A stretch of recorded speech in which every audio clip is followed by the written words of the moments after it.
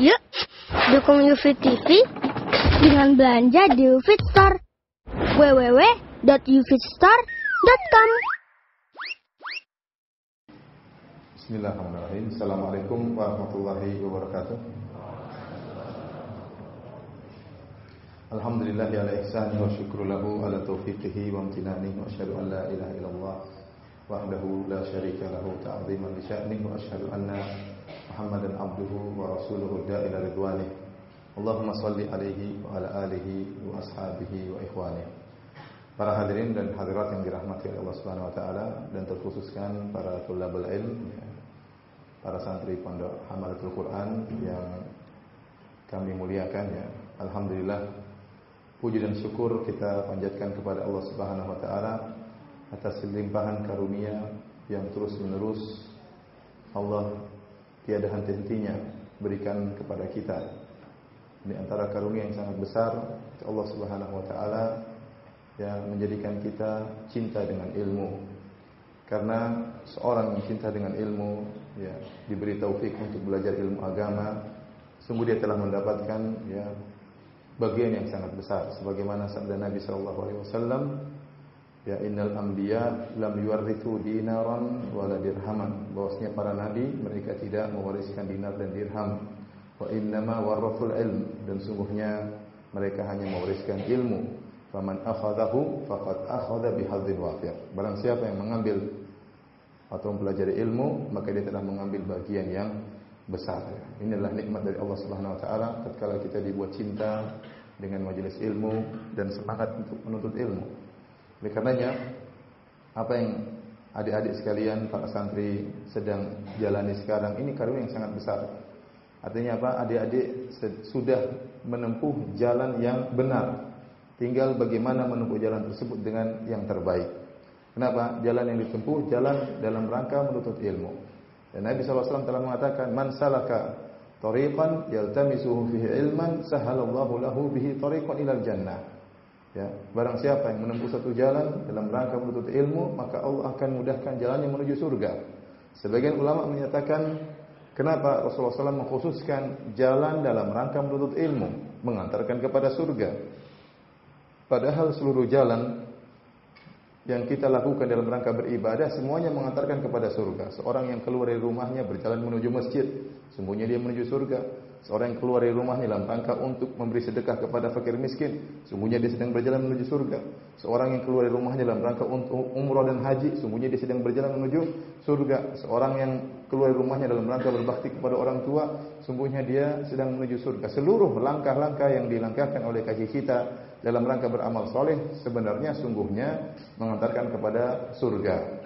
Akan tapi kenapa Nabi SAW mengkhususkan man salaka tariqan yaltamisu fihi ilman, barang siapa yang menempuh suatu jalan dalam rangka menuntut ilmu. Rasulullah SAW tidak mengatakan dalam rangka berhaji, dalam rangka berumrah, dalam rangka bersedekah, dalam rangka ke masjid, maka Allah akan mudahkan jalannya menuju surga. Sebagian ulama mengatakan karena jalan tercepat untuk meraih surga adalah jalan menuntut ilmu. Kenapa? Karena dengan menuntut ilmu akan terbuka cakrawala bagi kita, akan berbagai banyak pintu kebaikan. Bukan cuma itu, dengan ilmu kita akan mengerti mana kebaikan yang afdal dan mana yang fadil, mana yang terbaik dan mana yang baik. Ya, sehingga kita bisa mengetahui mana pintu-pintu terbaik terdekat yang memudahkan kita untuk surga, mencapai surga. Semuanya dengan ilmu. Kita tahu mana amal ibadah yang terbaik dibandingkan dengan yang baik. Kemudian juga kita mengetahui pintu-pintu keburukan dengan ilmu untuk bisa kita hindari. Karenanya jalan termudah untuk mencapai surga adalah dengan menuntut ilmu. Dan adik-adik sekalian sudah berjalan di jalan tersebut. Sudah jalan di jalan tersebut. Kemudian kesudahan adik-adik juga kesudahan yang terbaik. Sudah menuntut ilmu, belajar ilmu agama tadi kata Ustaz, ya. Aris Munandar hafizahullah taala ya. Harus berjihad, harus berjuang. Dan tidak ada yang ragu bahwasanya menuntut ilmu adalah jihad. Hanya orang bodoh yang menganggap menuntut ilmu bukanlah jihad, terutama di zaman sekarang ini. Tatkala fitnah syubhat tersebar di mana-mana. Tatkala orang semakin bebas berbicara tentang ilmu agama, ya. Semuanya ingin nimbrung berbicara tentang ilmu agama, maka semakin masyarakat semakin butuhkan orang-orang untuk bisa menjelaskan mana yang benar dan mana yang salah. Maka jihad menuntut ilmu semakin dibutuhkan dan semakin terasa keperluannya, ya. Kesudahan adik-adik kalau berhasil menuntut ilmu menjadi seorang dai. Dan dai adalah amalan yang paling luar biasa.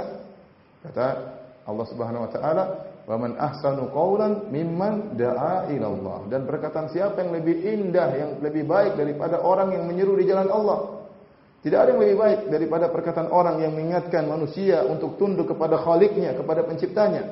Yang mengingatkan manusia akan adanya hari akhirat, yang kebanyakan manusia tenggelam dengan gemerlapnya dunia.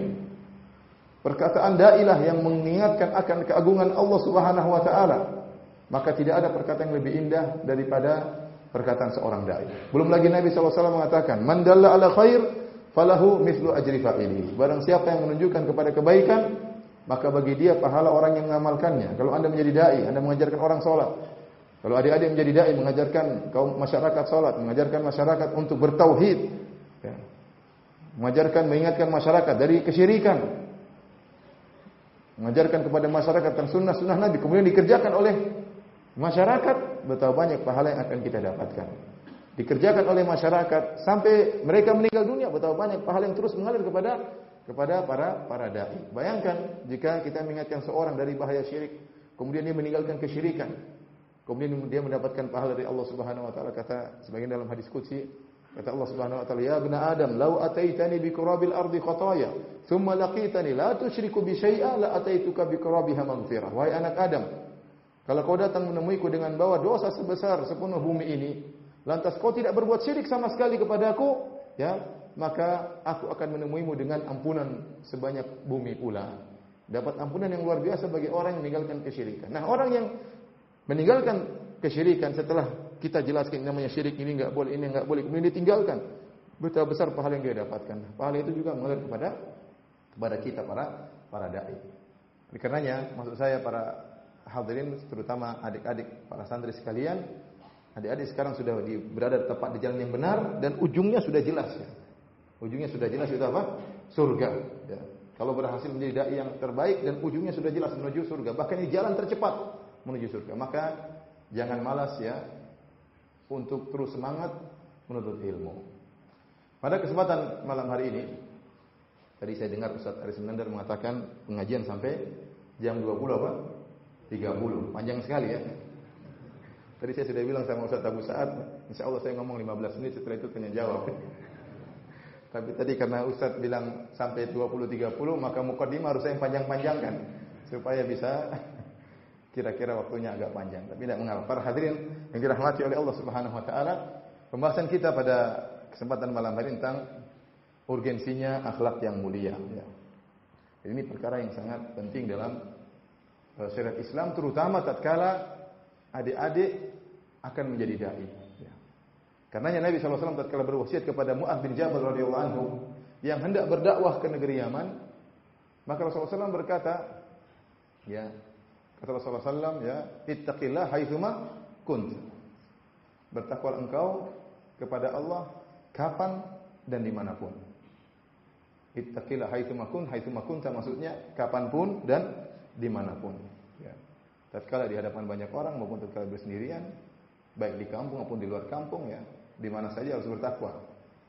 Kemudian wa'atbi sayyi'atal hasanata tamhuha. Kalau engkau melakukan kesalahan, maka ikutkanlah dengan kebaikan agar kebaikan tersebut bisa menghapus keburukan. Yang terakhir kata Nabi SAW, wa khaliqin nasa bi khuluqin hasanin. Dan engkau berakhlak mulia, ya, bermuamalah dengan masyarakat dengan akhlak yang baik. Kenapa? Karena dai adalah sorotan masyarakat, dan yang paling disorot adalah akhlaknya. Bahkan para ulama mengatakan akhlaknya lebih dahulu disorot daripada akidahnya. Dari situ sebagian ulama menafsirkan tatkala Nabi SAW mengatakan inna ma bu'ithtu li utammima makarimal akhlaq, sungguhnya aku diutus untuk menyempurnakan akhlak yang mulia. Kenapa? Karena akhlak itu sorotan utama. Adapun masalah akidah, ya, suatu yang tersembunyi di hati kita. Bagaimana orang tahu kita ikhlas? Bagaimana orang tahu kita tidak sombong? Bagaimana orang tahu kita tidak hasad, ya? Tidak kelihatan. Tapi yang kelihatan di hadapan masyarakat adalah akhlak. Bagaimana senyuman Anda? Bagaimana kejujuran kata-kata? Bagaimana akhlak yang mulia? Ini yang kelihatan oleh masyarakat. Dan ini yang dinilai oleh masyarakat. Dan ini yang paling berpengaruh dalam berdakwah. Makanya wasiat Nabi kepada Mu'adz, wa khaliqin nasa bi khuluqin hasanin. Ya. Dan bermuamalah dengan manusia dengan akhlak yang baik. Karena ini modal besar bagi seorang dai dalam keberhasilan dakwahnya. Kenapa para hadirin yang dirahmati Allah Subhanahu wa taala, saya ingin bahas tentang masalah akhlak yang mulia. Karena kenyataannya sebagaimana harta yang banyak mudah menjadikan seorang sombong dan aku, ilmu yang banyak juga demikian. Mudah menjadikan orang merasa tinggi, merasa hebat, merasa angkuh, kemudian terjerumus dalam kesombongan. Bahkan saya katakan, ya, ilmu yang tidak dituntut dengan ikhlas kepada Allah Subhanahu wa taala, potensinya membuat sombong lebih daripada harta yang banyak. Potensi dia untuk menjadikan seorang sombong dan angkuh lebih daripada harta yang banyak. Jadilah seorang kalau menuntut ilmu tidak karena Allah, maka dia sombong, merendahkan orang lain. Dia merasa dia sudah banyak baca, dia sudah merasa hafalannya banyak, dia merasa dia sudah pandai dan macam-macamnya, maka dia merendahkan yang lain, merendahkan orang. Ya. Ini sangat berbahaya. Ya. Akhirnya apa? Dia merendahkan orang awam terkadang. Memandang orang awam dengan pandangan sinis, memandang orang awam dengan pandangan merendahkan. Kenapa? Dia merasa dia berilmu. Ini hati-hati. Ya, terutama adik-adik di sini pondoknya hamalatul apa? Quran. Ya, menghafal Quran artinya. Ya. Al-Quran dihafal dan diterapkan akhlak yang ada dalam Al-Quran. Maka jangan sampai ilmu yang kita pelajari menjerumuskan kita dalam kebinasaan, itu dalam kesombongan dan keangkuhan. Ya. Dan keangkuhan. Ya. Karenanya para hadirin dan hadirat yang dirahmati Allah Subhanahu wa taala, terutama adik-adik sekalian, penting bagi kita untuk mengetahui urgensinya belajar akhlak yang mulia agar kita bisa berakhlak yang mulia dan kita bisa menularkan akhlak ini kepada yang lainnya. Ya. Saya akan menyebutkan hadis-hadis, ya, sekumpulan hadis-hadis yang menunjukkan tentang urgensinya akhlak yang mulia. Di antaranya Nabi SAW bersabda, "Aqrabukum minni majlisan yaumal qiyamati ahsanukum akhlaqa." Orang yang paling dekat denganku pada hari kiamat adalah yang paling baik akhlaknya.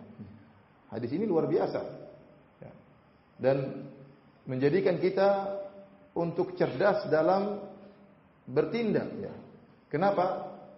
Umur kita terbatas, kemudian kemampuan kita untuk beramal terbatas. Tidak mungkin kita mengamalkan seluruh amalan yang diajarkan oleh Nabi SAW. Umur kita terbatas. Dan tidak selalu kita bisa mengamalkan, ya, umur kita pun terbatas. Maka orang yang cerdas dia mencari, ya, amalan-amalan yang pahalanya sangat besar. Karena amalan banyak, abwabul khair katsira, pintu-pintu kebaikan banyak. Tapi di sana ada pintu-pintu kebaikan yang pahalanya sangat besar. Di antaranya pintu akhlak yang mulia.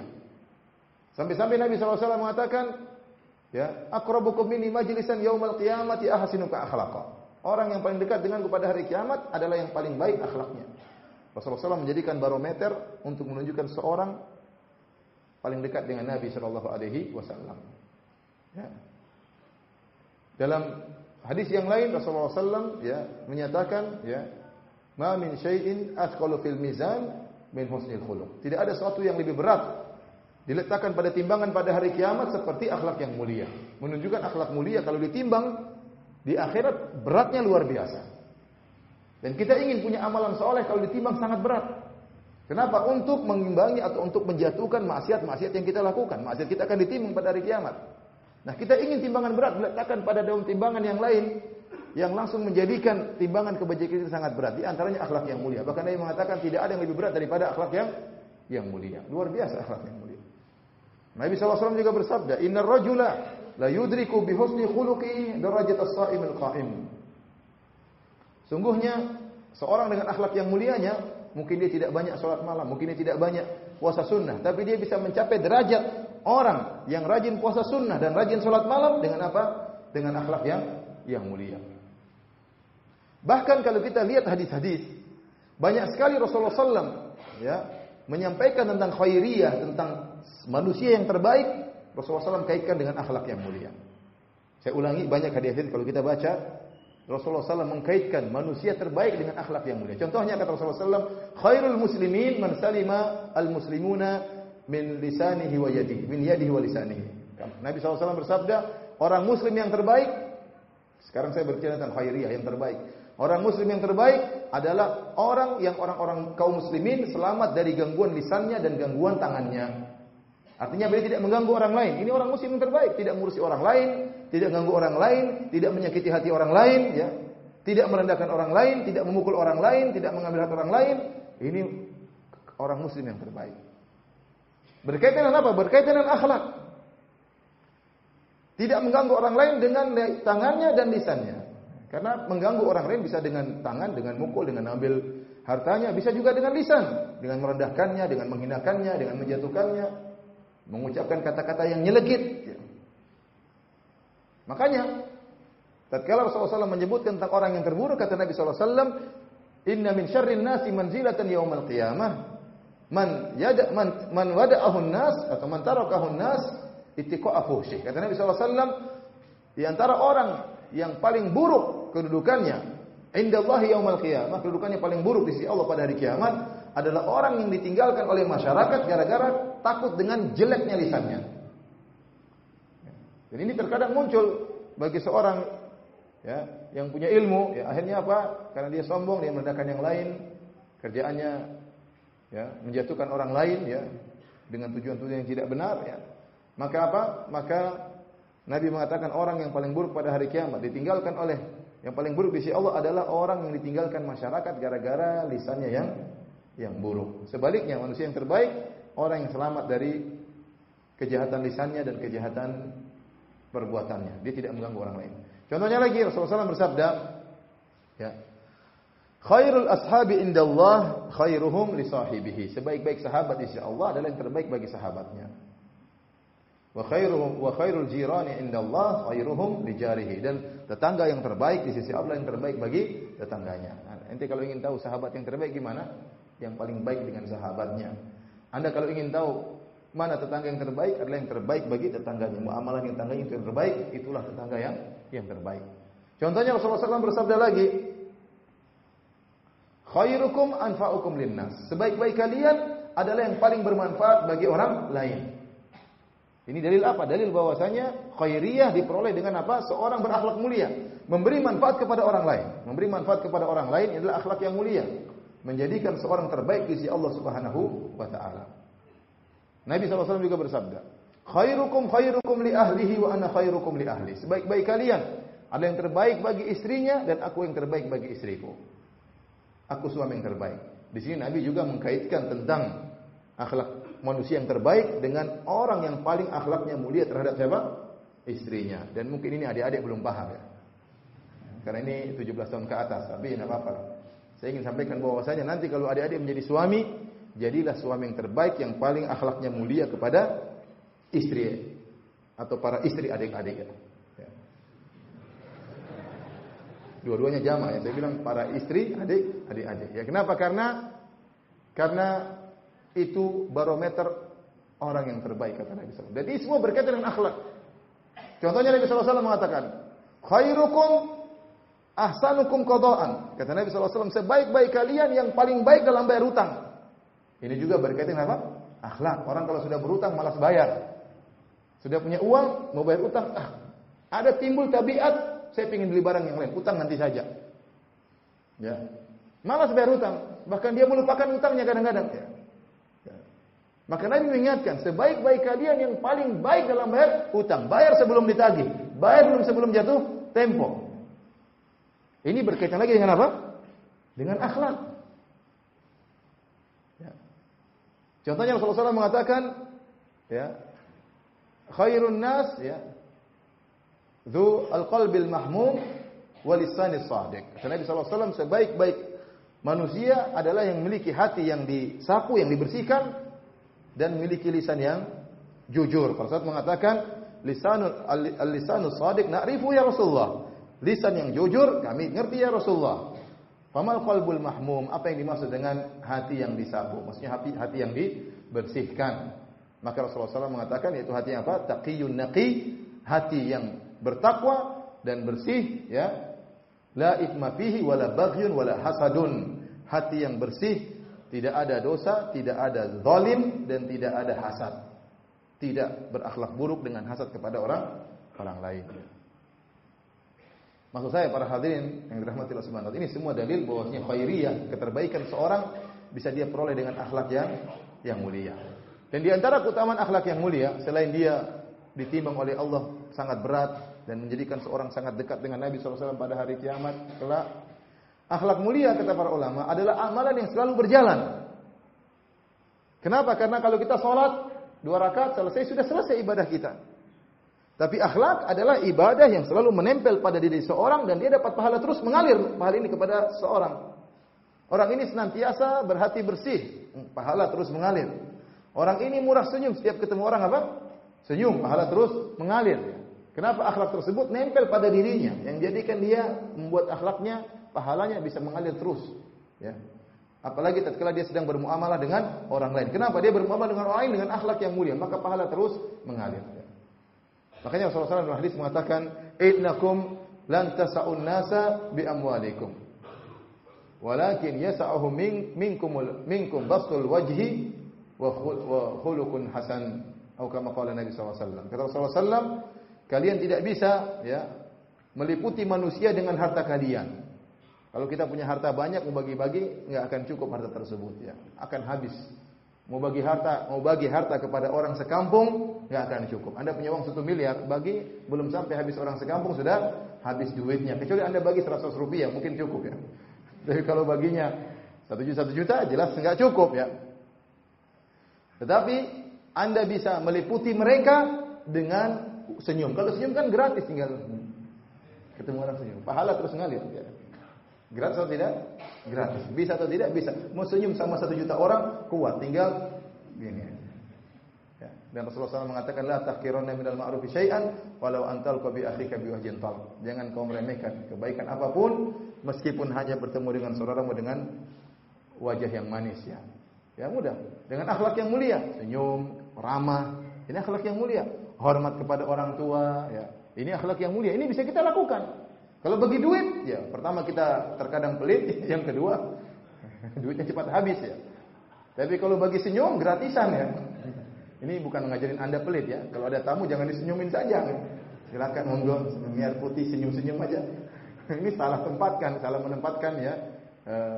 Harusnya ya kalau waktunya datang tamu, waktunya muliakan tamu. Maksud saya, kata Nabi SAW, walakin yasa'ahum minkum bastul wajhi wa khuluqun hasan. Tetapi kita bisa meliputi manusia dengan apa?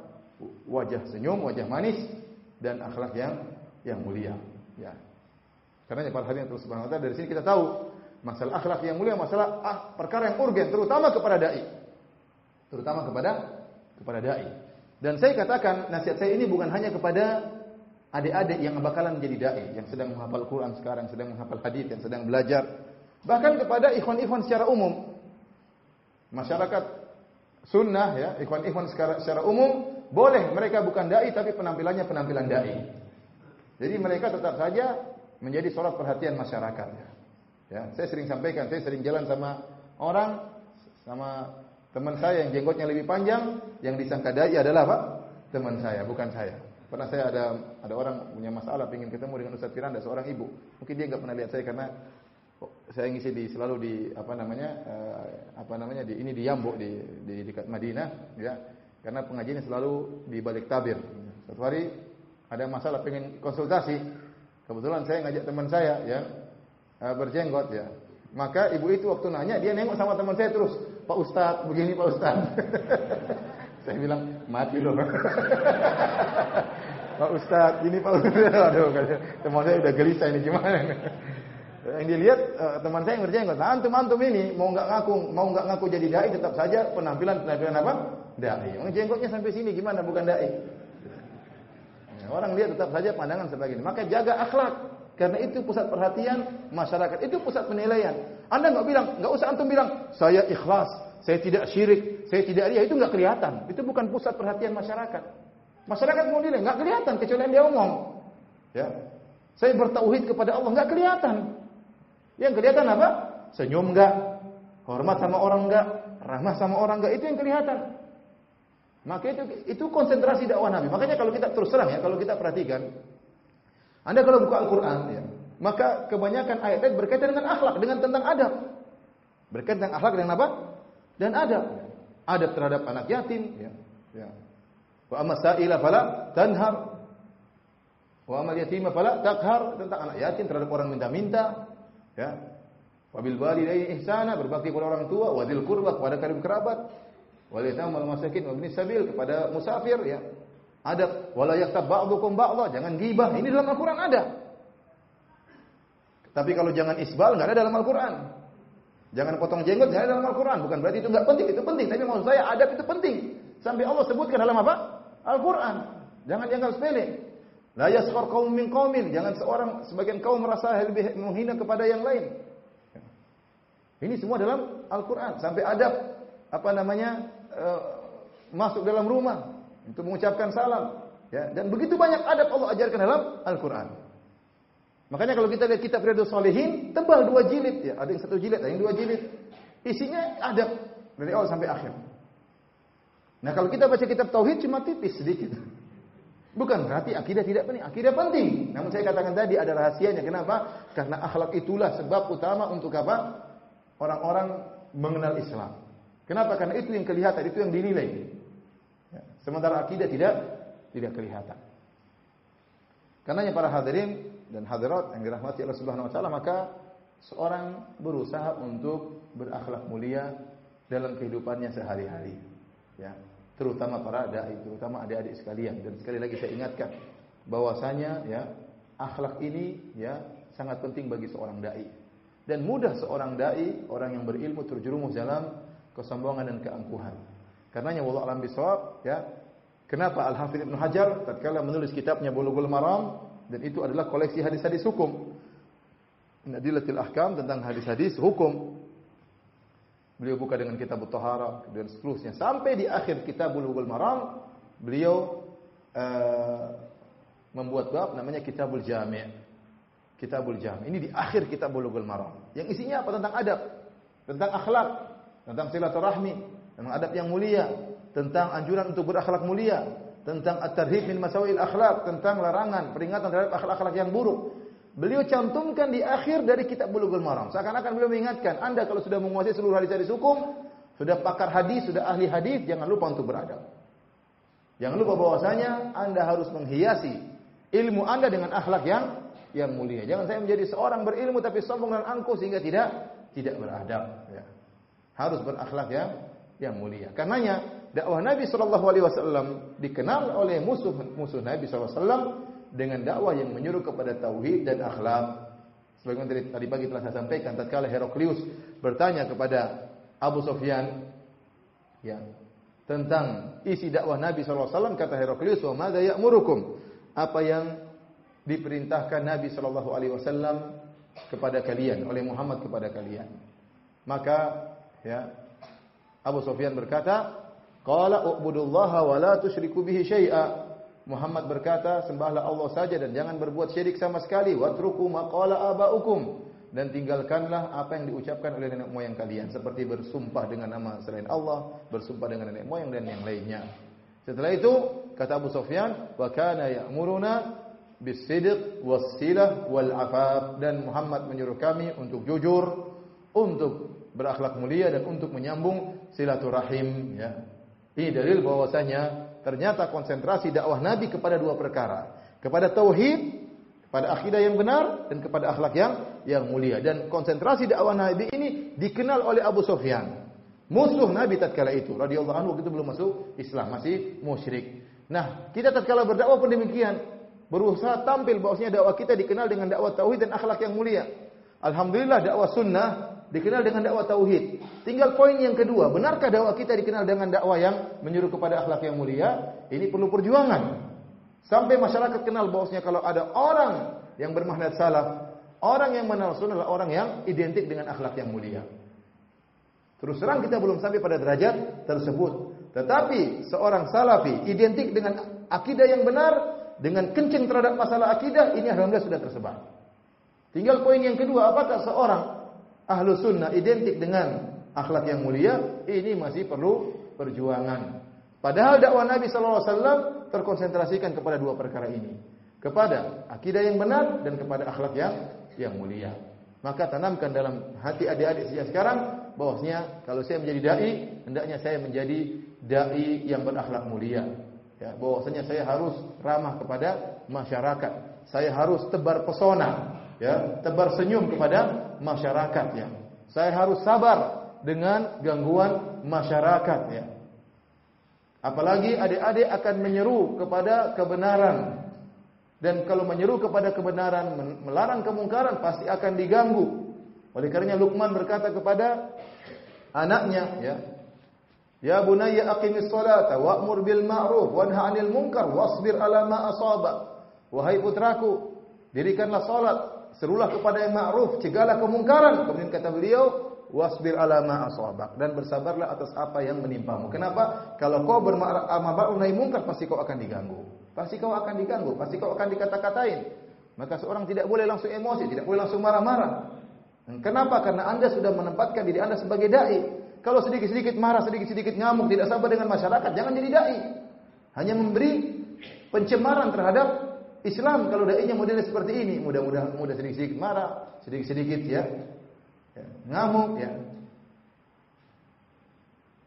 sedikit-sedikit tersinggung. Lihatlah bagaimana contohnya Nabi Musa dan Nabi Khadir. Kata Allah Subhanahu wa taala, "Fanṭalaqa hatta idza ataya ahla qaryatin istat'ama ahlaha fa abaw ay yudayyifuhuma. Fawajada fiha jidaran yuridu an yanqadha fa aqamah." Berjalanlah Nabi Khadir dan Nabi Musa, dua-duanya nabi, menuju ke suatu kampung dan mereka lapar minta makan. Nabi manusia atau bukan? Lapar atau tidak? Lapar. Nabi Khadir, Nabi Musa lapar, pergi ke suatu kampung minta dijamu.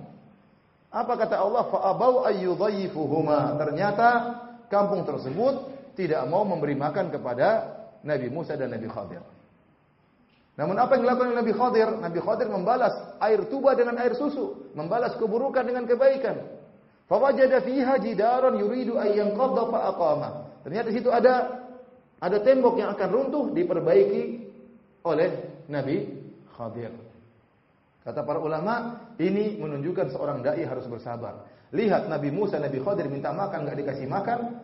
Antum pun kalau berdakwah minta makan enggak dikasih, jangan ngamuk-ngamuk ya. Ustaz, saya tidak dijamu, Ustaz. Saya sudah ceramah di sana tidak dikasih apa-apa, Ustaz. Suruh pulang sendiri naik taksi sendiri ya. Karena ada sebagian orang yang seperti itu memang bahlul ya. Dikira Ustaz duitnya banyak. Datang Ustaz, datang sendiri. Syukran Ustaz, pulang sendiri. Saya punya teman qadarullah ini dai. Saya sebut namanya, antum akan kebanyakan, bukan semuanya, tapi kebanyakan antum akan kenal dia karena dia sering sekarang muncul di televisi. Maksudnya di TV Sunnah ya. Dia pernah berdakwah di perusahaan Toyota. Qadarullah dia enggak punya uang. Kebetulan dia enggak punya uang. Ya. Dia punya uang hanya untuk berangkat naik taksi menuju tempat tersebut. Maka berangkatlah dia. Ya.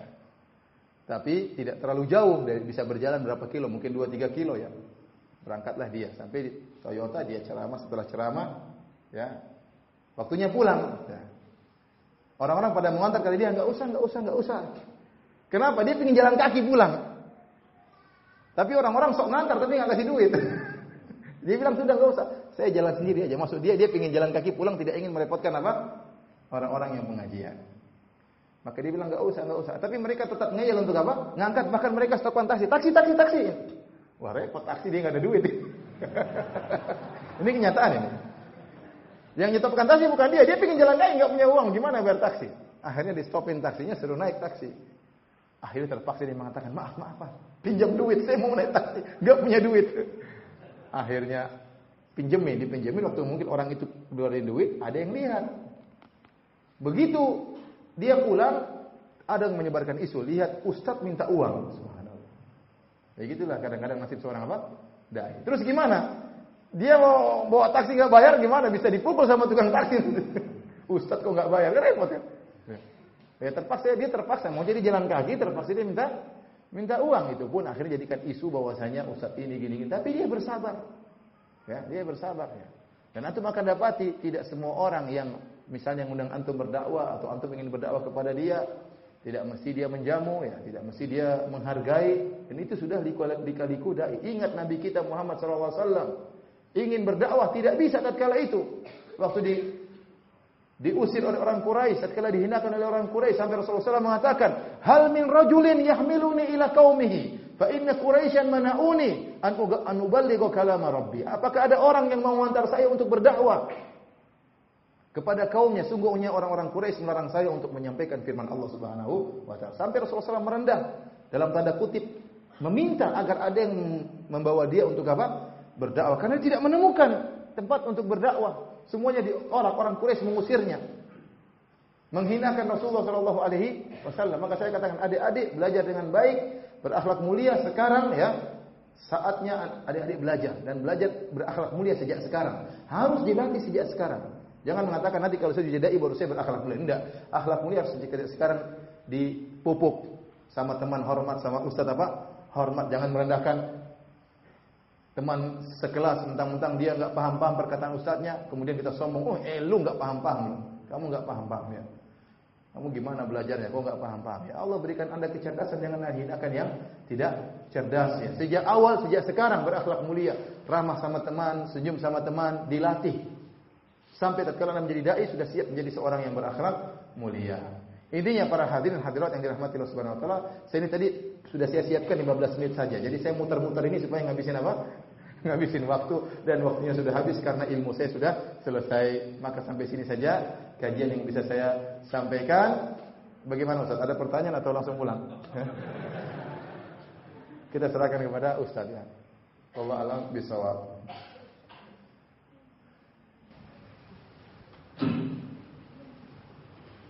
Ya, kita ucapkan terima kasih dan jazakallahu khairan kepada Ustaz Firanda atas paparan materi yang disampaikan.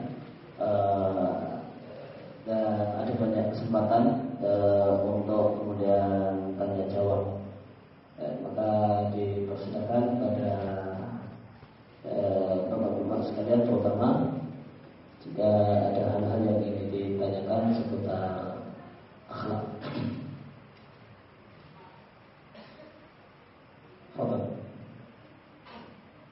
Silakan. Tadi ada penjelasan hadis tentang masalah akhlak. Akhlak ini yang kiamat ahsan akhlak. Kemudian kejelasannya bagi saya menerima itu mungkin belum begitu ada pembatasnya ataupun cara memandang akhlak itu dari sisi kacamata. Karena kenyataan yang ada dari banyak dasar dari seseorang selamat sampai di dalam jannah rahmat Allah akan diberikan kepada ahli tauhid, yakni akidah yang sahih. Kemudian akhlak yang tadi dijelaskan adalah batasan dengan contoh-contoh yang real yang saya pahami adalah kepada yaitu senyum, sopan dan sebagainya. Nah, tolong diperjelas kembali batasannya sekaligus kacamata pandang yang bagaimana sehingga kita bisa meletakkan apakah orang itu sudah teranggap akidahnya lurus dulu baru mengikuti jalan akhlak yang demikian ataupun sebaliknya. Tentu tatkala kita membahas tentang akhlak yang mulia, tentunya harus dibangun dengan akidah yang benar ya. Kalau akidah enggak benar, akhlak tidak akan diterima oleh Allah Subhanahu wa taala. Namun ini saya sampaikan, yang ingin saya sampaikan tadi, bahwasanya porsi tentang hubungan dengan manusia ini porsi yang sangat penting. Dan dia sangat urgen. Dan banyak boleh saya katakan, perkara yang paling memudahkan seorang masuk surga setelah tauhid adalah akhlak yang mulia. Kalau boleh saya katakan ibarat seperti ini, perkara yang paling memudahkan seorang masuk surga setelah tauhid apa? Akhlak yang mulia. Ente baik sama anak yatim masuk surga. Kafala anak yatim, ana wa kafil yatim kahatain. Sosok saya dengan orang yang mengurus anak yatim seperti ini kata Nabi, dekat di surga. Berbakti sama orang tua akhlak yang mulia masuk surga. Baik sama istri bisa masuk surga. Ya makanya saya katakan perkara yang paling mudah masukkan seorang dalam surga setelah tauhid adalah apa? Akhlak yang mulia. Bahkan sebaliknya, dan juga sebaliknya perkara yang paling mudah masukkan orang dalam neraka jahanam setelah syirik adalah akhlak yang buruk. Oleh karenanya banyak hal-hal yang menunjukkan akhlak yang buruk mudah masukkan neraka di jahanam. Contohnya la yadkhulul jannah qati. Orang yang silaturahmi tidak masuk surga. Akhlak yang buruk, kenapa? Tidak menyambung silaturahmi. Dan ini semua berkaitan dengan hablum minan nas. Semuanya berkaitan dengan muamalah dengan apa? Dengan manusia. Contohnya, la yadkhul jannata man kana fi qalbi mithqalu dzarratin min kibr. Tidak akan masuk surga orang yang dalam hatinya ada sedikit apa? Kesombongan meskipun sebesar zarah. Sombong sama orang lain, ya. Orang yang tidak adil tatkala poligami juga dihinakan oleh Allah Subhanahu wa taala. Man kana lahum ra'atani famala ila ihdahuma jaa yaumal qiyamati yashquhuma il. Barang saya punya istri dua, ya. Antum alhamdulillah cuma satu ya. Yang dua maksud saya. Kalau istrinya dua, kemudian condong kepada salah satunya, datang pada hari kiamat badannya bengkok.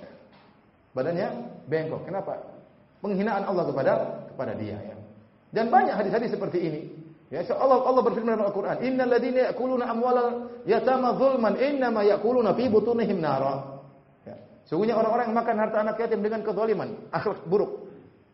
Harusnya ngerawat anak yatim malah hartanya dimakan. Innama ya'kuluna fi butunihim nara. Sungguhnya dimasukkan api neraka dalam perutnya. Wa sayaslawna sa'iran, akan masuk neraka jahanam. Oleh karena maksud saya, ya, tentunya bukan berarti kita menyampingkan akidah, ya. Tetapi akidah sangat penting dan itu adalah dasar utama. Namun setelah itu perlu akhlak yang sangat mulia. Makanya disebutkan Rasulullah SAW bersabda, "Inna su'ul khuluq la yufsidu al-amal kama yufsidul al-khal al-asal." Kata Nabi SAW, akhlak yang buruk sungguh merusak amal soleh sebagaimana cuka merusak madu. Ya, cuka merusak madu, ya. Oleh karena dalam hadis, dzukira lin Nabi sallallahu alaihi wasallam anna fulana, disebutkan kepada Nabi tentang seorang wanita. Tasumun nahar, senantiasa puasa sunnah, wa tusallil lail, senantiasa salat malam, wa tatasaddaq, dan senantiasa bersedekah. Wa fi lisanika syai'un tu'dhi jiranaha, akan tapi pada lisannya dia mengganggu tetangganya, nyelekit kalau ngomong. Padahal rajin salat malam, rajin puasa sunnah, rajin bersedekah. Apa kata Nabi tentang wanita ini? La khaira fiha hiya finnar. Tidak ada kebaikan bagi wanita ini. Kenapa? Neraka jahanam. Kenapa akhlaknya buruk? Rasulullah tidak sedang bercerita tentang akidahnya. Akidahnya mungkin benar. Ya. Makanya Ibnu Taimiyah mengatakan telah banyak dalil mutawatir yang menunjukkan ahli tauhid dalam neraka jahanam. Antum kira kalau sudah bertauhid kemudian pasti masuk surga? Belum tentu. Kata Ibnu Taimiyah, hadis-hadis mutawatir, dalil mutawatir menunjukkan banyak ahli tauhid dalam neraka jahanam. Ya. Seperti Rasulullah SAW mengatakan, "Akhru minan nari man kana fi qalbi mithqalu dzarratin min iman." Keluarkanlah dari neraka jahanam orang yang punya iman sebesar zarah. Artinya dia bertauhid. Kalau dia enggak bertauhid di neraka jahanam kekal. Tapi ternyata dia diadab kemudian dikeluarkan dari neraka jahanam. Artinya maksud saya, tauhid adalah tentu yang utama, akhlak yang mulia, akidah yang benar adalah perkara yang utama dan banyak dalil tentang keutamaan tauhid, tetapi jangan kita menyepelekan apa? Akhlak yang mulia. Akhlak yang buruk sangat mudah masukkan orang dalam neraka jahanam, ya. Ya, paham maksudnya? Ya. Ada lagi yang bertanya? Santri-santri juga boleh tanya, ya. Santri-santri juga boleh tanya, ya. Ya, sebelumnya mungkin kalau juga dari ibu-ibu ada yang mau bertanya bisa lewat SMS atau lewat WA di nomor saya 081 5798 5796. Ya. Diulangi nomornya. Ya, terutama untuk ibu-ibu, untuk bapak kertas atau langsung. Terutama untuk ibu-ibu, jika ada yang berkenan untuk bertanya kepada Ustaz Firanda, bapak bisa SMS atau WA ke nomor saya 081 5798 5796. Ya, silakan Mas. Kalau yang sambil berdiri aja biar jelas. Waalaikumsalam.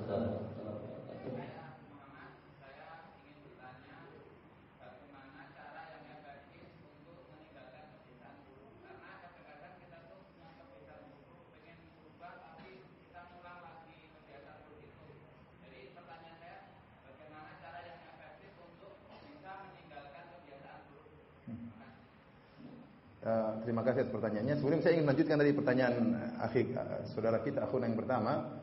Tatkala seorang salah paham tentang masalah tauhid, dia menyangka tauhid adalah satu-satunya, padahal kita tahu akhlak itu buah daripada tauhid. Dan Nabi sering menggandengkan antara akidah dengan akhlak. Contohnya Rasulullah SAW mengatakan, "Man kana yu'minu billahi wal yaumil akhir, ya, falyaqul khairan aw liyasmut." Barang siapa beriman kepada Allah hari akhir, artinya bertauhid yang benar, dia akan kata-kata yang baik atau diam. "Man kana yu'minu billahi wal yaumil akhir, falyukrim dhaifahu." Barang siapa beriman kepada Allah hari akhirat, dia akan muliakan apa? Tamunya. Akhlak mulia. Kalau dia tidak berakhlak mulia berarti enggak beres tentang apa? Tentang akidahnya.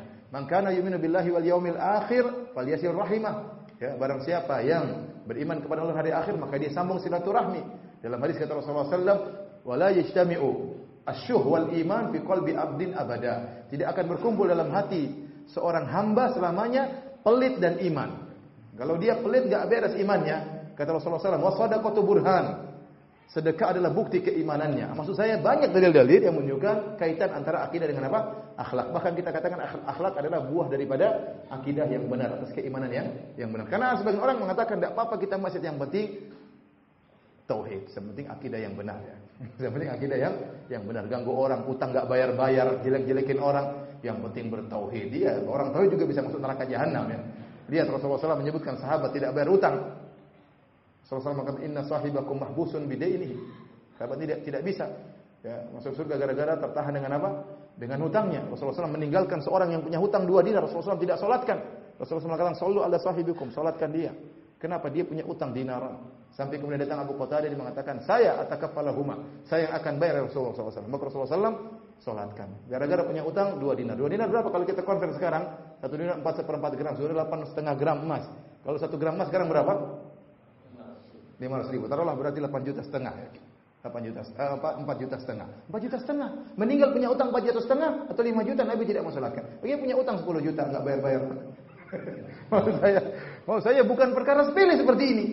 Kemudian orang mengatakan yang penting tauhidnya benar, terus ngomongin orang, jelekin orang, membantah kepada suami atau menyepelekan istrinya, tidak adil terhadap istrinya, mentelantarkan anak-anak. Ente kira kemudian masuk surga dengan akidah yang benar? Iya masuk surga, tapi dicuci dulu. Cuci dulu dengan api neraka jahanam ya, bisa jadi. Artinya maksud saya jangan salah persepsi bahwasanya merasa akidah benar kemudian maksiat diterjang semuanya. Ini enggak benar. Ingat saya katakan tadi, di antara perkara yang paling memudahkan masuk surga adalah tauhid, dan setelah tauhid adalah akhlak yang mulia. Dan sebaliknya di antara perkara yang memudahkan seorang masuk neraka jahanam setelah syirik adalah apa? Akhlak yang buruk. Pertanyaan kedua tadi tentang bagaimana kalau kita punya kebiasaan yang buruk, bagaimana cara kita meninggalkannya? Sering kita berulang-ulang melakukannya ya. Pertama tentunya berdoa kepada Allah Subhanahu wa taala. Ini yang sangat penting. Karena tidak mungkin kita bisa berakhlak mulia kecuali dengan petunjuk dari Allah. Dan di antara doa Nabi SAW, Allahumma hdini li ahsanil akhlaqi la yahdi li ahsaniha illa ant. Wasrif anni sayyi'aha la yasrif anni sayyi'aha illa ant. Doa dengan doa ini sungguh-sungguh. Ya, artinya ya Allah, berilah petunjuk kepadaku menuju pada akhlak yang terbaik. Sungguhnya tidak ada yang bisa memberi petunjuk kepadaku menuju akhlak yang baik kecuali Engkau. Wasrif anni sayyi'aha, dan jauhkanlah aku dari akhlak yang buruk, dan tidak ada yang bisa memalingkan aku dari akhlak yang buruk kecuali siapa? Allah Subhanahu wa taala. Doa sangat penting, berdoa kepada Allah dijauhkan daripada fitnah yang nampak maupun fitnah yang tersembunyi ya. Meminta Allahumma inni as'aluka khasyataka fil ghaib wasyahada. Ya Allah, aku mohon takut kepadamu tatkala di hadapan orang banyak maupun tatkala bersendirian. Minta kepada Allah Subhanahu wa taala. Yang pertama adalah berdoa bersungguh-sungguh. Yang kedua ya, menjauhi sebab-sebab yang bisa menyebabkan kita terjerumus dengan akhlak yang buruk tersebut. Orang kalau sudah bertobat, jauhi sebab-sebab. Makanya tatkala tentang kisah 99 orang yang bunuh 99 nyawa, ya, kemudian dia mencari orang yang paling alim di atas muka bumi untuk dia bertanya, ternyata ditunjukkan kepada orang yang paling ahli ibadah. Maka dia tanya, saya sudah bunuh 99 orang, apakah saya bisa diterima tobatnya? Kata ahli ibadah, enggak. Maka dia penggal sekalian kepala ahli ibadah tersebut. Kenapa dia bunuh 100 orang? Orang ini menunjukkan dia sangat mudah marah, sangat temperamental. Gara-gara bilang tobatnya tidak bisa diterima, dia bunuh orang tersebut. Padahal itu perkara sepele. Ente bilang haram, kepala putus. Ini ternyata akhirnya dia bertemu dengan orang paling alim. Ditanya, kau bisa diterima tobatmu, tapi pergilah ke kampung yang lain. Di sana beribadahlah bersama orang-orang yang beribadah. Tinggalkan kampungmu. Itu menunjukkan kampung dia, kampung mungkin yang membuat dia senantiasa bermaksiat. Maka cari suasana baru. Anda kalau ingin merubah akhlak Anda, jangan bergaul dengan komunitas yang selalu menjerumuskan Anda kepada kemaksiatan. Cari komunitas baru. Cari komunitas baru yang baik, yang mudah membuat Anda terjaga, dan jangan berusaha kembali kepada sebab-sebab yang Anda tahu Anda pernah terjerumus dalam perkara tersebut gara-gara sebab-sebab itu. Jangan coba-coba. Jangan merasa diri Anda hebat, jangan merasa iman Anda kuat. Nabi Yusuf alaihissalam saja waktu digoda dengan Zulaikha, dia kabur. Kenapa? Ingin menyelamatkan dirinya. Karena kalau lama-lama bahaya. Ya. Makanya saya katakan kepada para ikhwan, misalnya ada, ini 17 tahun ke atas, tapi tidak apa-apa ya. Misalnya ada, kita lagi di HP, tahu-tahu ada cewek godain kita, kirim fotonya tidak pakai jilbab, mas, misalnya gitu. Oh, astagfirullah. Kita tutup, segera kita delete, blokir nomornya. Tapi kita bilang astagfirullah, kemudian kita simpan, bahaya. Kenapa? Besok-besok kita murojaah. Wah, cantik juga. Ini bahaya. Ternyata teman lama, CLBK, cinta lama bersama kembali, cinta lama belum kelar, cinta lama bubarkan keluarga.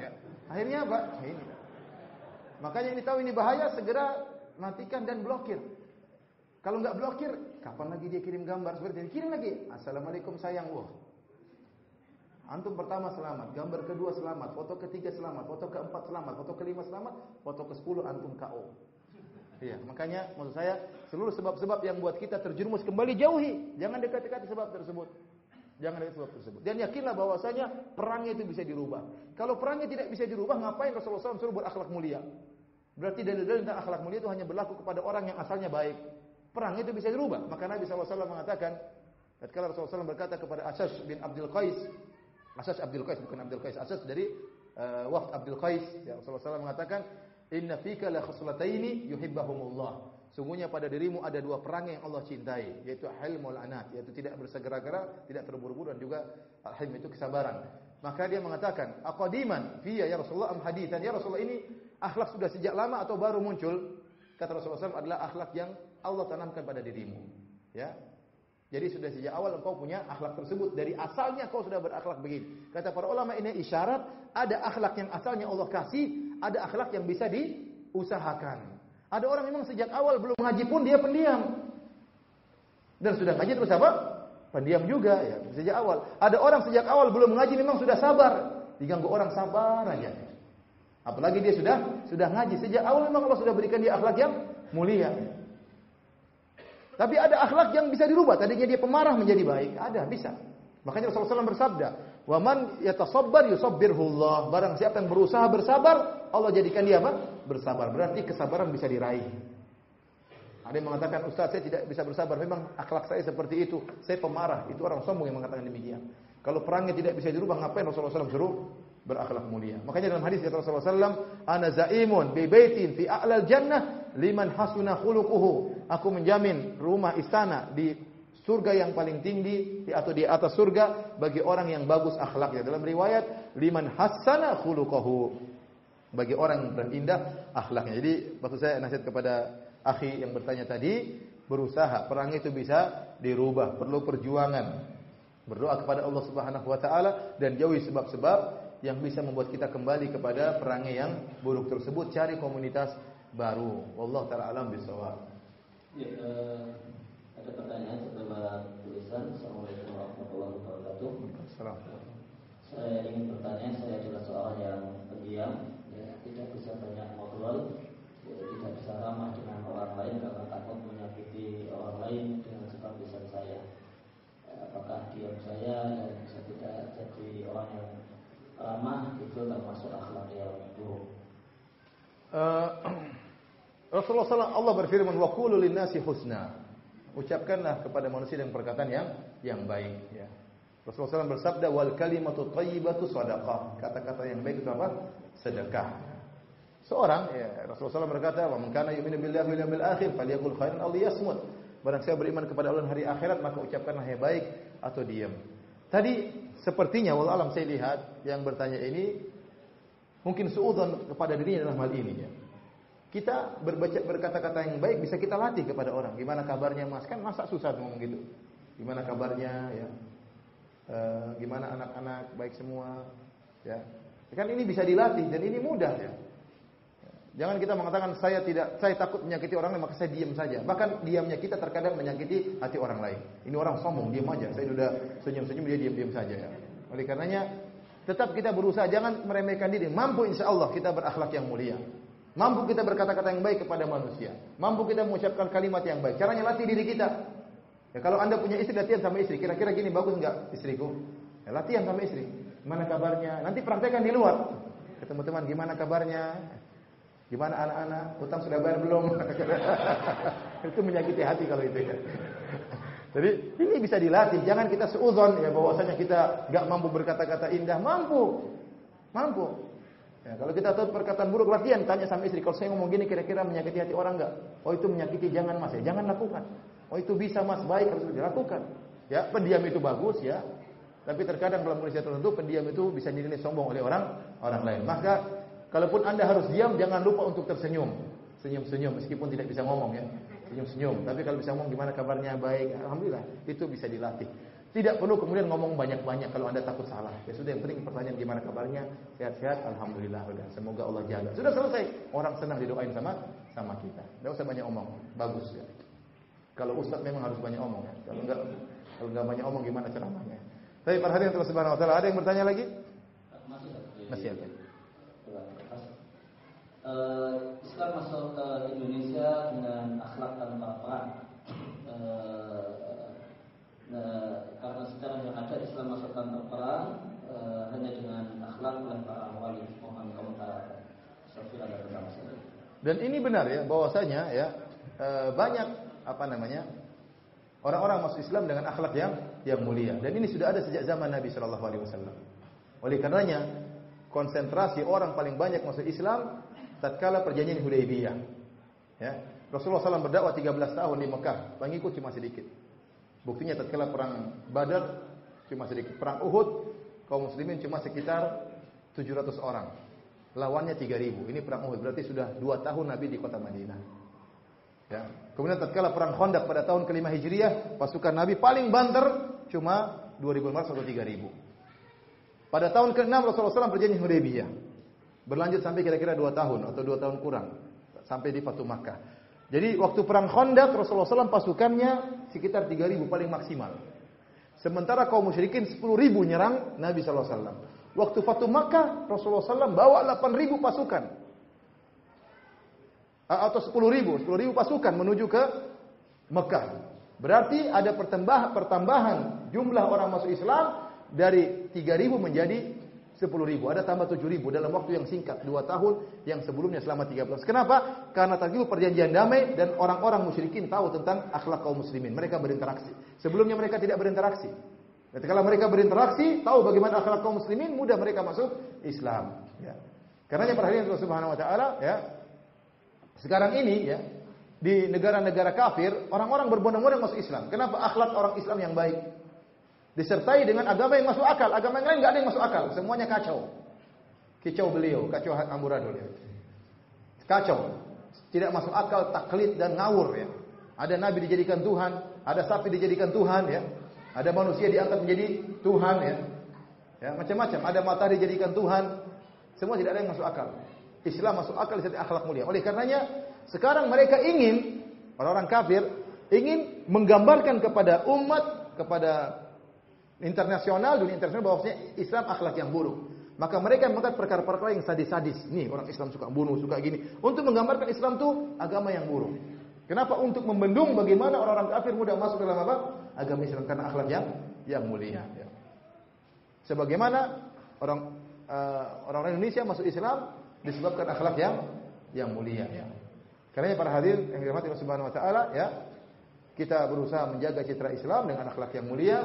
Dan ini diantara sebab utama kenapa orang-orang bisa masuk Islam. Contohnya seperti di zaman Nabi Thumamah bin Utsal. Thumamah bin Utsal ditangkap oleh Nabi Shallallahu Alaihi Wasallam, diikat di salah satu tiang di Masjid Nabawi. Hari pertama Rasulullah SAW bertanya, Ma indak ya Thumamah, apa yang ingin kau sampaikan wahai Thumamah? Diikat. Kata Thumamah, karena terjadi peperangan kemudian diikat di Masjid Nabawi. Maka dia mengatakan, ya, in qatalta in taqtul dzadamin. Wahai Muhammad, kalau kau bunuh saya, ingat, kau bunuh orang yang punya kabilah kuat. Kalau kau ingin harta saya kasihkan. Wa in tunim ala syakir. Kalau kau bebaskan saya, kau akan bebaskan orang yang pandai berterima kasih. Dia kasih 3 pilihan. Mau bunuh saya silakan. Ingat, saya punya anak buah banyak, siap balas dendam. Kalau kau mau harta tinggal minta saya kasih. Kalau kau bebaskan saya tanpa ada perlu tebusan, maka saya akan balas jasamu. Rasulullah SAW cuma diam. Rasulullah SAW lewat. Besok Rasulullah SAW tanya lagi, Mada indak ya Thumamah? Apa yang kau sampaikan? Sama dia sampaikan. Hari ketiga Rasulullah SAW tanya lagi, apa yang ingin kau sampaikan? Dia sampaikan lagi. Kata Rasulullah SAW, Atliku Thumamah, bebaskan Thumamah. Tanpa Rasulullah SAW minta apa-apa. Ya. Setelah dia bebas, langsung dia mandi dan masuk Islam dan menyatakan asyhadu alla ilaha illallah. Dia masuk Islam apa? Dengan akhlak. Rasulullah SAW berakhlak mulia dengan dia. 3 hari dia diikat di Masjid Nabawi. Tiap hari dia dengar ceramah Nabi SAW. Ya tidak. Diikatnya bukan di WC. Diikatnya di mana? Masjid Nabawi. Tiap hari lihat bagaimana akhlak kaum muslimin. Rapi dalam softnya.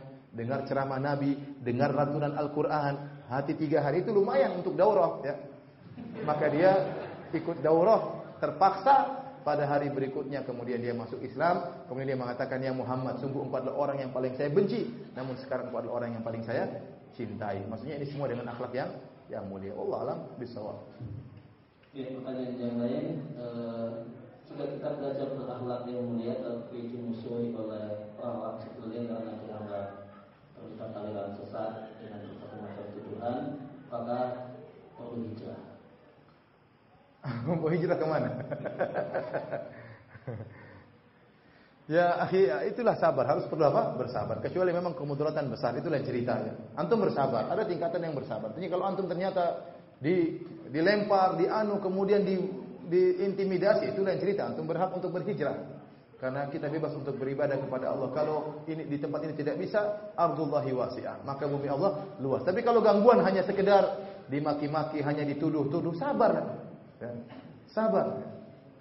Itu udah resiko, itu ujian bagi kita tatkala kita mendakwahkan di jalan yang benar, tatkala kita menjalankan sunnah Nabi SAW. Antum dimaki-maki tetap antum bersabar, tetap saja senyum. Ya, ini berat tapi ini pahalanya besar. Tatkala Anda disakiti oleh orang, dimaki-maki, ya maka perbanyak beribadah kepada Allah Subhanahu wa taala. Kata Allah Subhanahu wa taala, "Wa laqad na'lamu annaka yadhiqu sadruka bima yaqulun." Fasbih bihamdi rabbika wa kum minas sajidin. Ya, dalam Al-Qur'an saya lupa ayatnya. Ada yang hafal tidak? Wa laqad na'lamu. Di akhir daripada surat Al-Hijr, wa laqad na'lamu annaka yadhiqu sadruka bima yaqulun. Fasabbih bihamdi rabbika, ya. Gimana? Ada yang hafal tidak? Ya. Wa kum minas sajidin wa'bud rabbaka hatta ya'tiyakal yaqin. Berarti saya tidak salah, ya. Jadi Allah mengatakan, sungguh kami tahu bahwasanya perkataan mereka menyempitkan dadamu. Nabi juga merasa sempit. Antum kira hanya antum yang pusing dengar kata-kata orang. Nabi juga dadanya apa?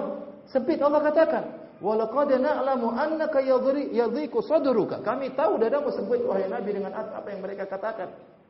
Ya, bukannya Nabi tidak punya perasaan, Nabi punya perasaan, makanya dia diuji oleh Allah Subhanahu wa taala.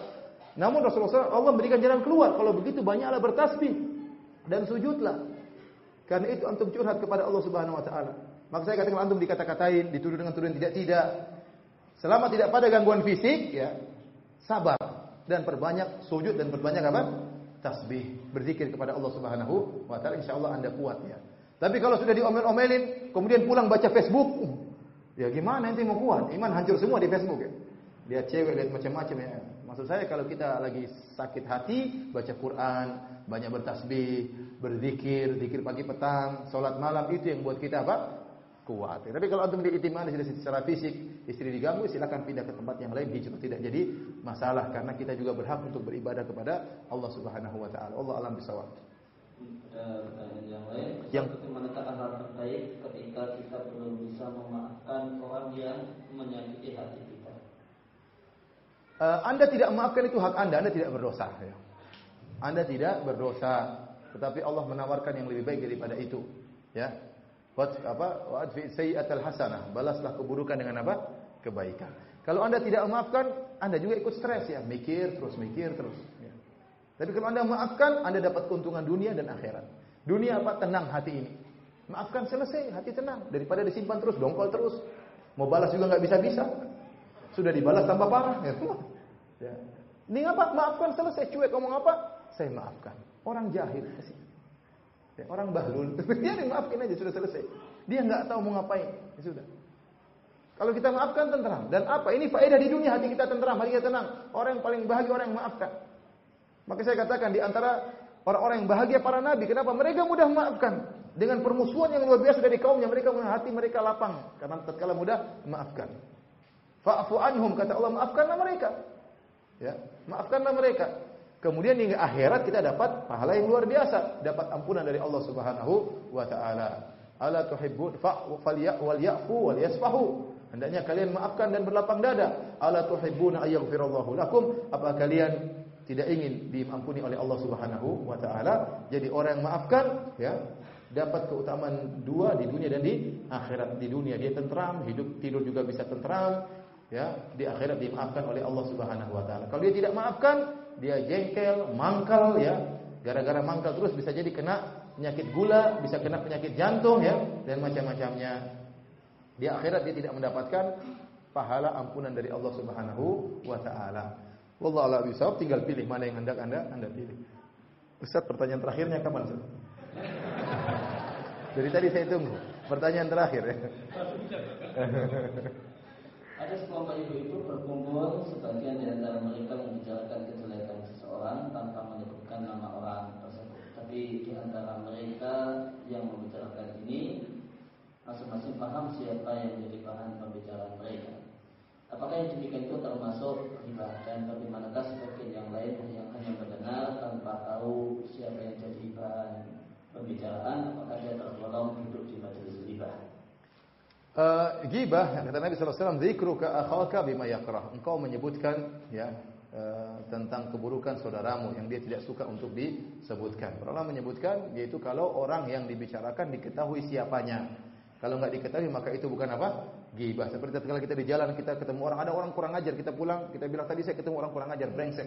Dia gini-gini. Siapa?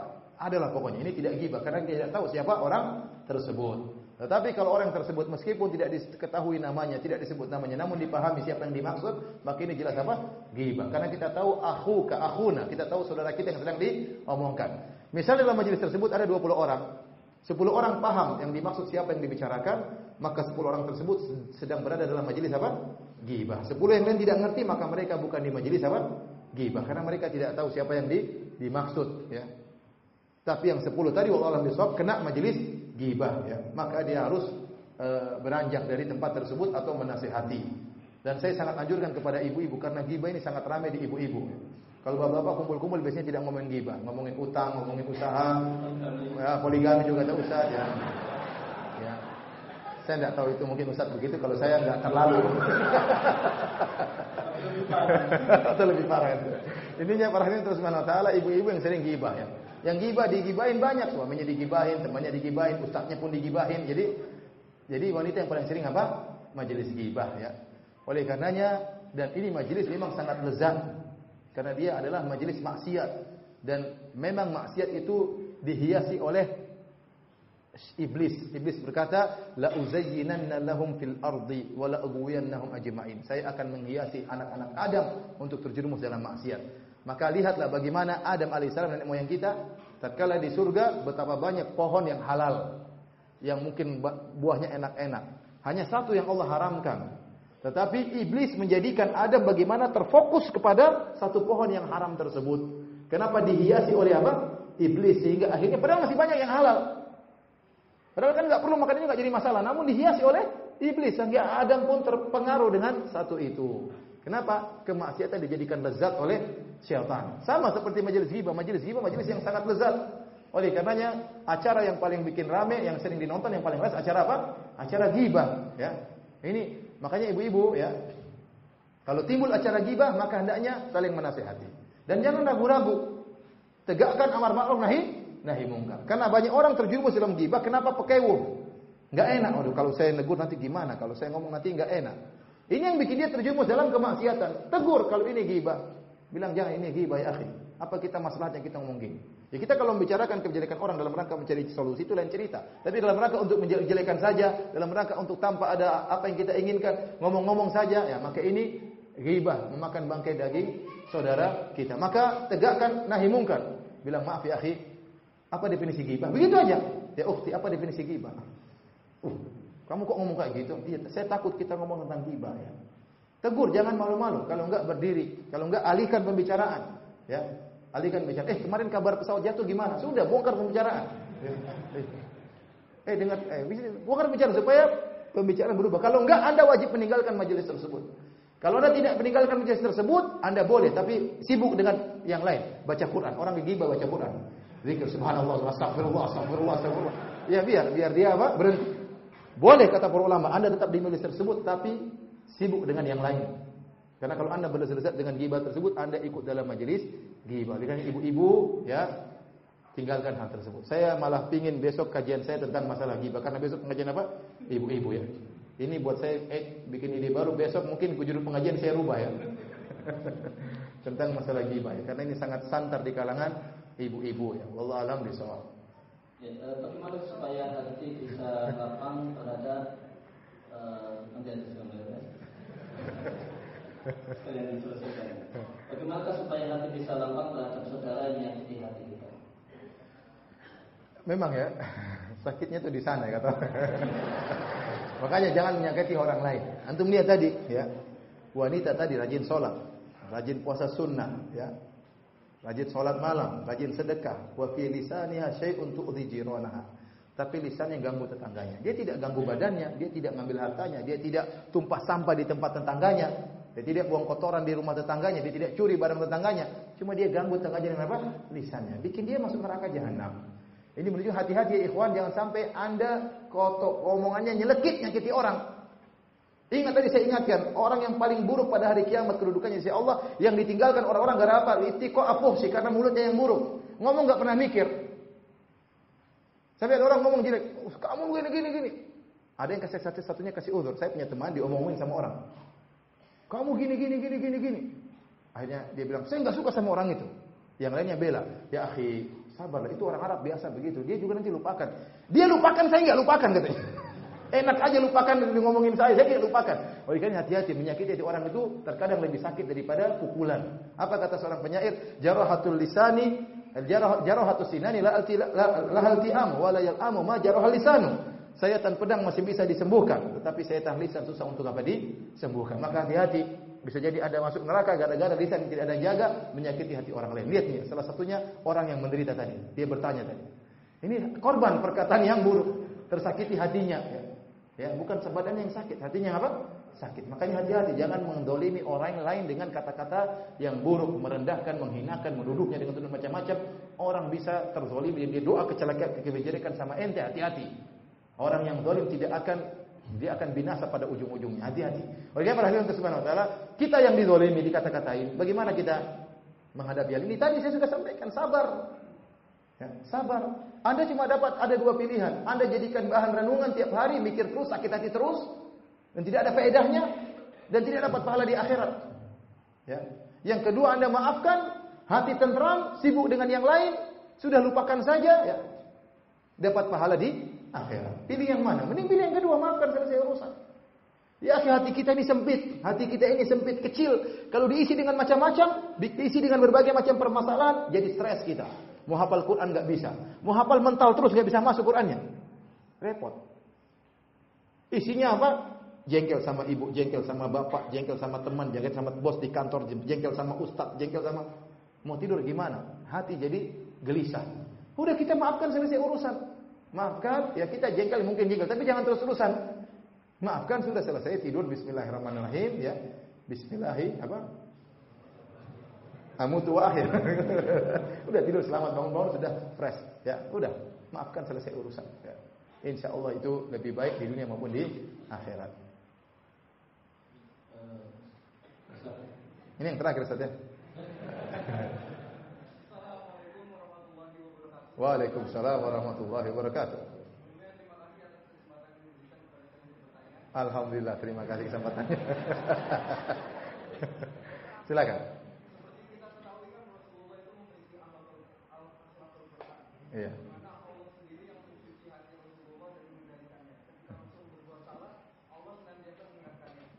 Bahkan setelah sahabat pun ketika tahu dari salah. Nah, dengan kita apa yang perlu kita lakukan ketika kita sedang khilaf? Sedang salah. Ketika kita khilaf melakukan kesalahan, kan karena adab itu terbentuk. Adab itu kan merupakan respon dari suatu kejadian yang terjadi. Adab itu merupakan respon dari suatu kejadian yang terjadi. Masya Allah. Terus.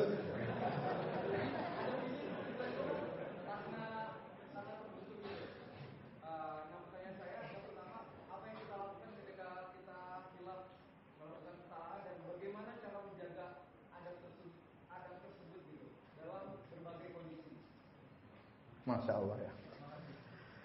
Ya kalau kita khilaf, kita perbaiki diri, istighfar kepada Allah Subhanahu Wa Taala, kemudian koreksi diri kita. Itu orang yang baik. Makanya Nabi mengatakan, istaqimu walan tuhsu. Istiqomah kalian tidak bakalan mampu. Memang kita diciptakan sebagai manusia punya potensi untuk bersalah. Kalau manusia enggak bersalah itu bukan manusia. Kalau bapak nenek moyang kita Nabi Adam bersalah, maka keturunan juga pasti bersalah. Ya, bahkan dalam hadis kata Rasulullah SAW, "Laulam tuznibu la dhahaballahu bikum." Kalau kalian tidak salah, Allah musnahkan kalian. Summa ja'a biqaumin yuznibun. Kemudian Allah datangkan suatu kaum yang mereka berdosa. Fayastaghfirullah fayaghfirullahu lahum. Lalu mereka minta ampun, Allah ampuni mereka. Jadi potensi kita bersalah itu pasti ada. Kita berusaha untuk lurus. Dan Rasulullah SAW suruh kita untuk lurus. Bukan kita memang dari awal enggak lurus, kita berusaha lurus, namun pasti suatu kita terjerumus dalam kesalahan. Tatkala kita terjerumus dalam kesalahan, maka Nabi SAW berkata, wa khairul kullu bani Adam khata', seluruh namanya anak Adam pasti bersalah, wa khairul khata'ina at-tawwabun, dan sebaik-baik orang bersalah orang yang bertobat. Maka tugas kita bertobat kepada Allah. Kalau kita punya salah orang lain, maka kita minta maaf sama dia dan kita kembali lagi ke jalan yang lurus ya. Itu saja yang bisa kita lakukan. Kita berusaha lagi mencari adab yang baiknya. Karena memang benar tadi kata beliau bahwasanya kita pasti terjerumus dalam apa? Kesalahan. Sahabat saja bisa salah apalagi kita. Makanya kita banyak bertobat kepada Allah Subhanahu wa taala. Bagaimana menjaga taubat? Bagaimana menjaga apa? Menjaga adab tentang ya setiap kondisi kita pelajari adabnya seperti apa. Adab terhadap orang tua beda, adab terhadap ibu beda dengan adab terhadap apa? Bapak. Adab terhadap guru harus kita pelajari. Adab terhadap teman kita harus pelajari. Adab terhadap tetangga harus kita pelajari. Ya. Tetapi secara umum meskipun mungkin kita belum tamat Riyadhus Shalihin dari awal sampai akhir, ada kaidah umum yang Rasulullah SAW berikan. Rasulullah SAW falyati ilan nasi alladhi yuhibbu an yu'ta ilaihi. Hendaknya dia bergaul sama masyarakat, sama orang lain dengan apa yang kira-kira dia sukai untuk apa? Dirinya, ya. Jadi ini kalau sebenarnya adab-adabnya masing-masing ada. Ada bertetangga itu ada diajarkan dalam Islam. Ada berkeluarga sama istri juga ada adabnya. Ada terhadap anak-anak juga ada adabnya. Ada terhadap ayah ibu juga ada adabnya. Ada terhadap guru juga ada adabnya. Adab dalam majelis ilmu juga adabnya. Adab di pasar berdagang juga ada adabnya. Seluruhnya ada adabnya. Tapi terkadang kita belum sempat mempelajari semuanya, maka Rasulullah SAW kasih kaidah yang penting, maka bersikaplah kepada orang lain sebagaimana sikap yang kita sukai untuk dilakukan pada diri kita. Contohnya adab terhadap guru. Kalau kira-kira kita jadi ustaz, senang enggak kita murid kita tidur depan kita? Kira-kira bagus enggak seperti itu? Bagus. Kalau bagus begitu aja namanya ustaz ente. Kalau itu enggak bagus kita jadi ustaz, lihat orang, saya saja termasuk orang yang seperti itu. Kalau ada orang yang ngorok depan saya gelisah ya. Ya, saya mau teriak supaya dia bangun, tapi gimana caranya? Ya, kira kok tidur semua? Kita enggak, itu berarti enggak beradab ya. Itu berarti enggak beradab. Kalau kita ingin tahu sekarang adab terhadap ustaz. Sekarang saya jadi ustaz. Kita bayangkan diri kita sebagai sekarang, maksud saya, kalau Anda ingin beradab sama ustaz, bayangkan diri Anda sebagai apa? Ustaz. Nah, kalau ada murid kita ceramah, dia juga ceramah di belakang, kira-kira bagus enggak? Enggak bagus. Maka Anda jangan begitu. Kalau saya jadi ustaz, kira-kira apa yang saya suka dari murid saya? Saya suka murid saya datang duluan, duduk depan, bawa catatan. Saya suka murid saya seperti. Makanya saya juga begitu kalau jadi murid. Paham? Sama, sekarang saya ingin tahu bagaimana adab yang baik sebagai ibu. Coba kalau saya jadi ibu, kira-kira apa yang enak? Oh, saya ingin anak saya telepon saya. Saya ingin anak saya tulis surat buat saya. Saya ingin anak saya beri kasih hadiah sama saya. Maka kita begitu. Telepon ibu, gimana kabarnya bu? Mau titip apa bu? Kenapa? Karena kita ingin berakhlak sama ibu. Ingin beradab sama ibu. Jadi ini barometer kalau ingin tahu akhlak yang baik. Kita bisa kira-kira. Meskipun tidak tahu secara detail, tapi kita bisa kira-kira. Paham? Benar paham? Ya, ada yang lain terakhir. Alhamdulillah. Alhamdulillah terakhir ini.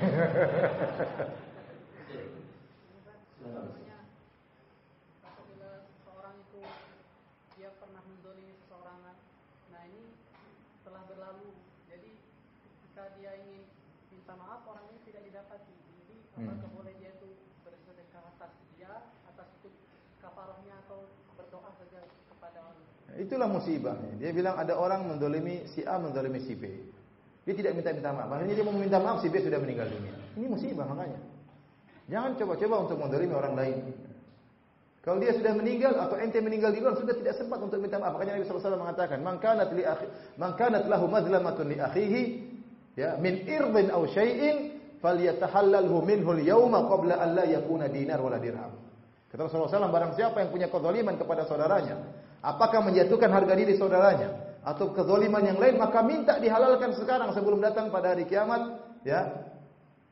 Tidak ada dinar, tidak ada dirham. Kenapa maksud Nabi? Anda tidak bisa balas minta dihalalkan dengan dinar dan dirham. Pada hari kiamat bayarnya dengan apa? Dengan kebaikan Anda. Ya. Sekarang gini kasusnya seperti susah, sudah meninggal mau bagaimana lagi? Maka kalau sudah terlanjur meninggal, ya sebaiknya kita banyak mendoakan dia. Dengan harapan kita sudah berbuat baik kepada dia. Banyak mendoakan sampai kita merasa bahwasanya ini sudah lumayan untuk apa? Berbuat baik kepada dia. Anda ingin bersedekah atas nama dia juga bagus, lebih bagus. Intinya kita ingin harap rahmat Allah dengan berbuat yang sudah terlambat, sudah lewat, sudah terlambat.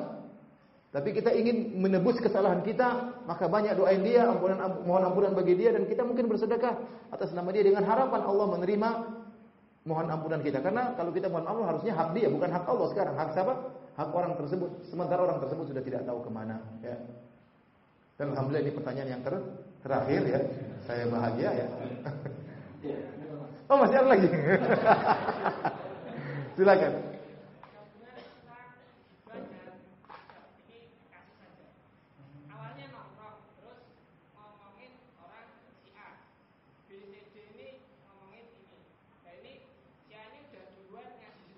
Terus kurang ya. Ngobrolin dia, gibahin yang ini yang sedang ngaji ya.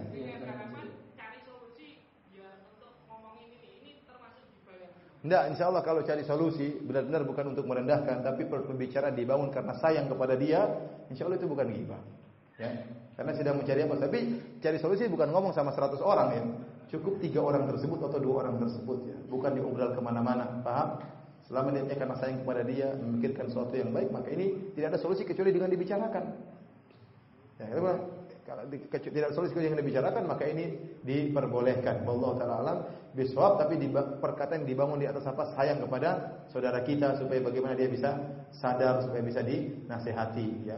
Namun hukum asalnya ghibah adalah haram dan dia hanya diperbolehkan kalau darurat, dan darurat itu ada kadarnya, tidak boleh berlebih-lebihan. Allah alam bisawab ya. Ya demikian tadi sudah terakhir. Silakan ditutup aja Ustaz. Ya demikian kajian kita kesempatan malam hari ini. Pertama kita ucapkan terima kasih dan kita doakan semoga khairan kepada Ustaz Firanda Al-Jizah. Semoga Allah Subhanahu wa taala memberikan balasan yang berlipat, dan untuk karena kebaikan yang telah beliau berikan pada kita dengan berbagi ilmu yang beliau miliki. Semoga Allah Subhanahu wa taala memberikan keberkahan kepada beliau dan keluarga serta ilmu dan umur beliau. Kemudian yang kedua kami ucapkan terima kasih kepada hadirin sekalian, Bapak dan Ibu sekalian atas kehadirannya dan kesabarannya untuk mengikuti acara ini hingga selesai. Semoga pertemuan kita di kesempatan kali ini Allah catat sebagai amal soleh, amal yang memperberat kebajikan kita di hadapan Allah Subhanahu wa taala, tidak diberikan atau manfaat harapan dan anak kecuali orang yang datang menghadap Allah Subhanahu wa taala dengan hati yang bersih. Ya, semoga Allah Subhanahu wa taala memberikan balasan kepada Bapak Ibu sekalian untuk hadir ke tempat ini, dengan Allah berikan limpahan keberkahan untuk harta, waktu dan keluarga Bapak dan Ibu sekalian.